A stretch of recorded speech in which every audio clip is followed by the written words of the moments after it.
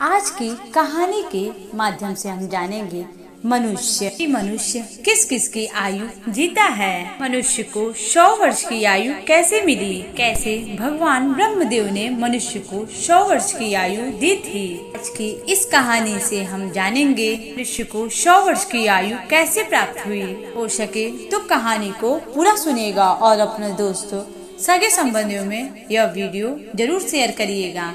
इस कहानी से आप सब बहुत कुछ सीखने वाले हैं। इससे पहले आप इस कहानी में खो जाएं, हमारे चैनल को सब्सक्राइब करना ना भूलिएगा। बेल आइकन जरूर प्रेस कीजिएगा ताकि हमारे चैनल के नए वीडियो आपसे सबसे पहले पहुंच जाए।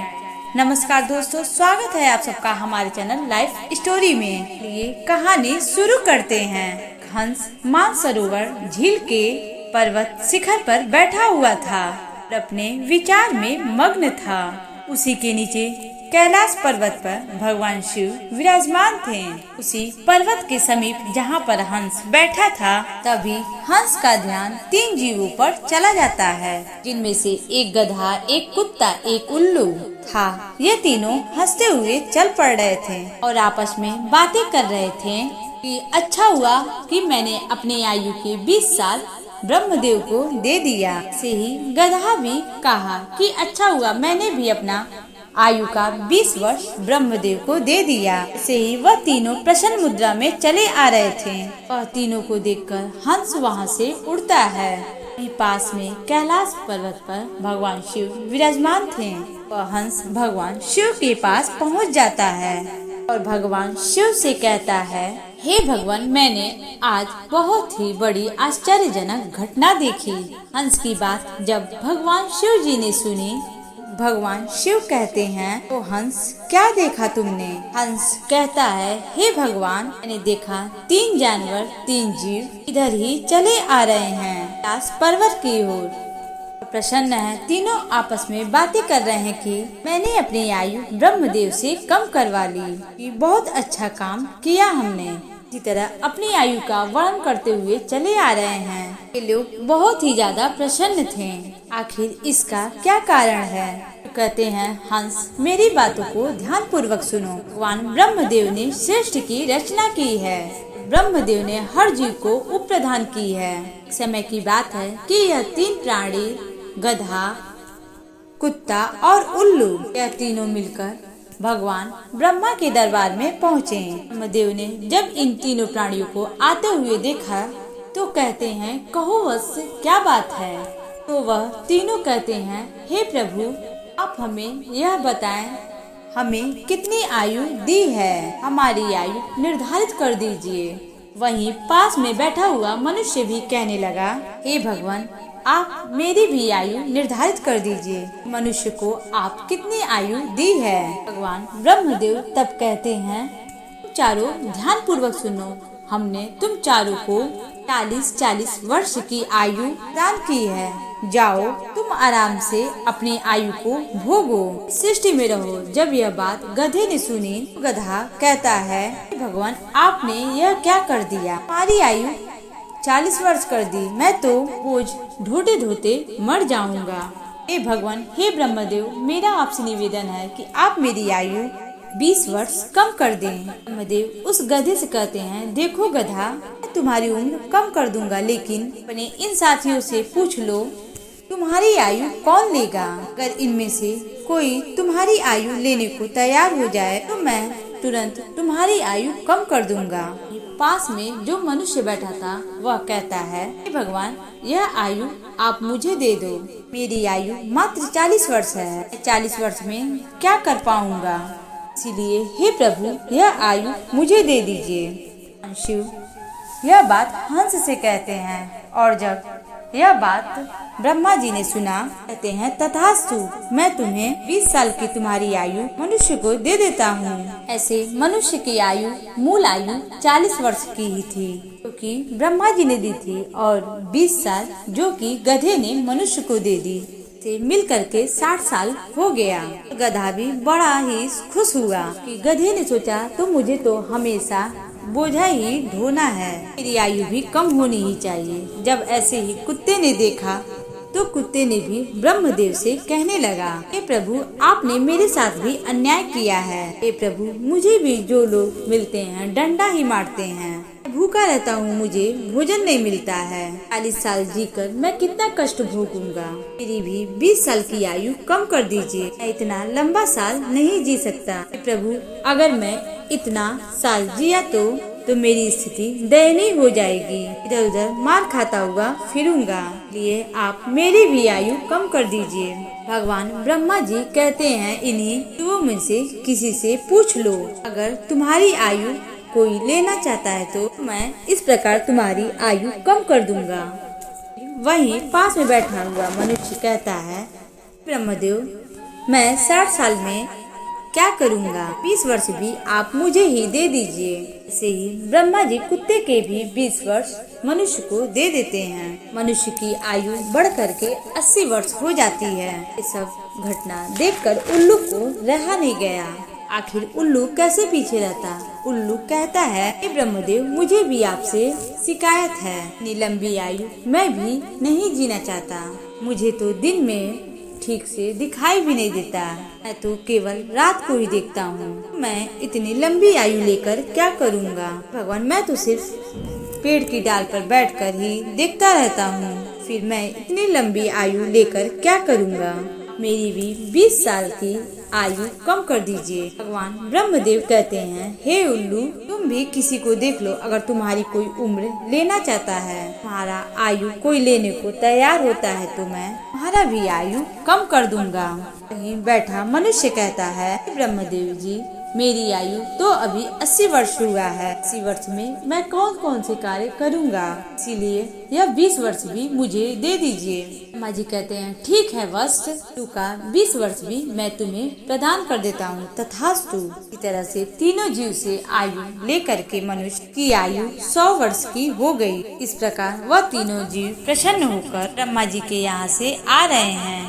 उन्हीं जीव को देखकर जिज्ञासावश मेरे पास चले आए। भगवान शिव की यह बात सुनकर हंस कहता है, हे प्रभु, मेरी भी एक परम जिज्ञासा है। भगवान शिव कहते हैं, कहो हंस, तुम्हारी क्या जिज्ञासा है? कहता है, हे प्रभु, मुझे यह बताइए, जब मानव कुत्ते की आयु और उल्लू की आयु जिएगा तो उनकी आयु मनुष्य पर प्रभाव नहीं डालेगी? भगवान शिव कहते हैं, अवश्य डालेगी। कहता है, कैसे? भगवान शिव कहते हैं, हंस, ध्यान से सुनो, मनुष्य अपनी आयु पर जीता है तो 40 वर्ष की आयु तक जीता है।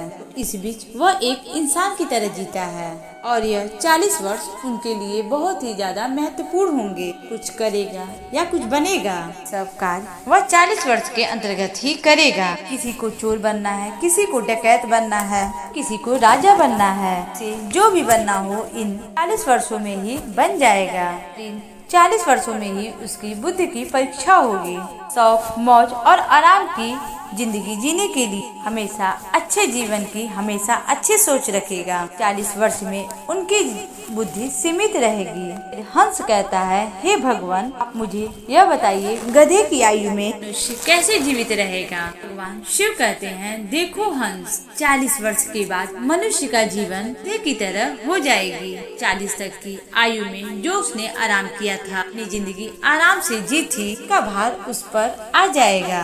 आयु पर उसके पुत्र हो जाएंगे, साथ ही उसकी पत्नी भी होगी, उसके परिवार बढ़ जाएंगे।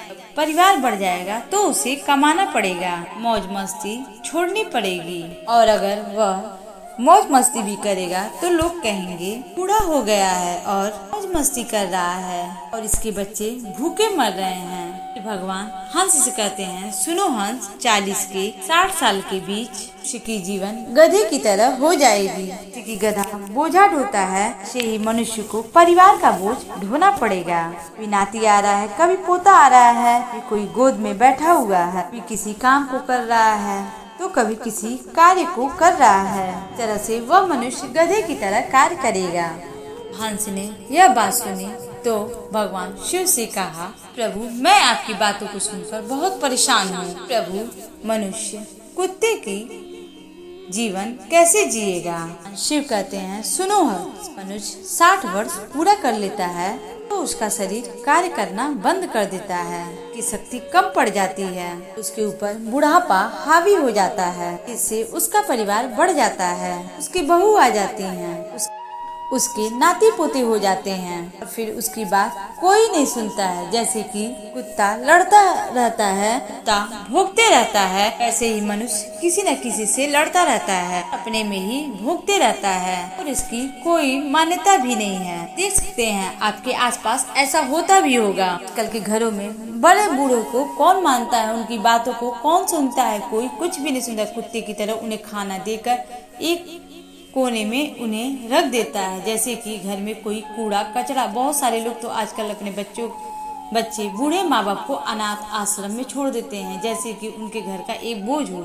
गारंटी से कह सकती हूँ कि बहुत ऐसे 10% ही घर होंगे जहाँ पे बड़े बुजुर्ग की लोग बातें मानते हैं और सुनते हैं, जो बड़े बूढ़ों की बात मानते हैं। अन्यथा कोई कार्य होता है तो उन्हें कहीं दूर बैठा देते हैं और कहते रहते हैं कि इनका कोई काम नहीं है, कि बातों पर ध्यान मत दो, तुम सब अपनी बुद्धि से काम करो। भगवान शिव कहते हैं, देखो हंस से कुत्ते भौंकते रहते हैं, मनुष्य 60 से 80 वर्ष के बीच कुत्ते की तरह भौंकते रहते हैं। यह बात सुनकर हंस कहता है, हे भोलेनाथ, आपने मुझे बहुत ही अच्छी बात बताई, मुझे यह भी बता दीजिए कि मनुष्य उल्लू की आयु कैसे भोगेगा। भगवान शिव कहते हैं, हंस, ये बात भी तुम सुन लो।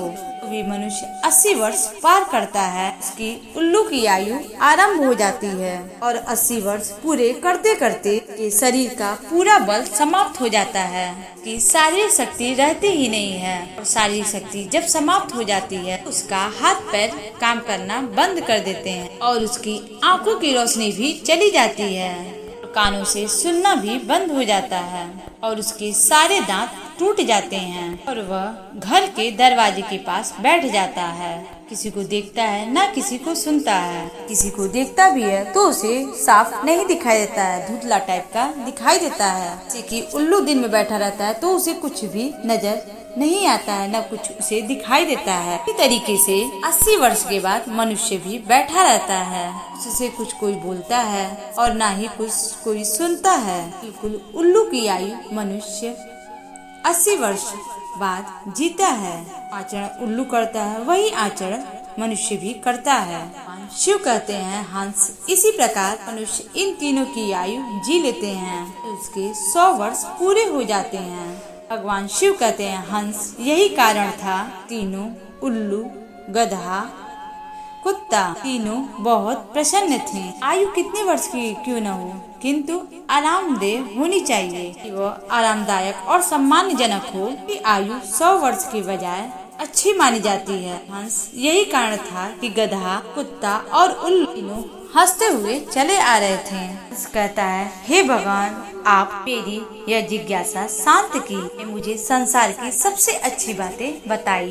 इस कहानी को सुनने के बाद आप तो जान ही गए होंगे, सचमुच मनुष्य चारों आयु को जीता है। मनुष्य केवल 40 वर्ष स्वयं के लिए जीता है, 40 से 60 गधे की जिंदगी जीता है, 60 से 80 कुत्ते की जिंदगी, 80 से 90 उल्लू की जिंदगी जीता है, जिससे कोई मनुष्य ही 100 वर्ष तक जीता है। वैसे दोस्तों, आपको हमारा वीडियो कैसा लगा हमें कमेंट बॉक्स में जरूर बताएं। हर हर महादेव कमेंट बॉक्स में जरूर लिखें और हमारा वीडियो अच्छे लगे हो तो चैनल को सब्सक्राइब करें अगर आप हमारे चैनल पे नए हैं तो, और वीडियो को लाइक करें। और एक बात और कहना चाहूँगी, अगर वीडियो अच्छी लगी हो तो अपने दोस्तों, सगे संबंधियों में हमारा वीडियो अवश्य शेयर करें। ओम नमः शिवाय।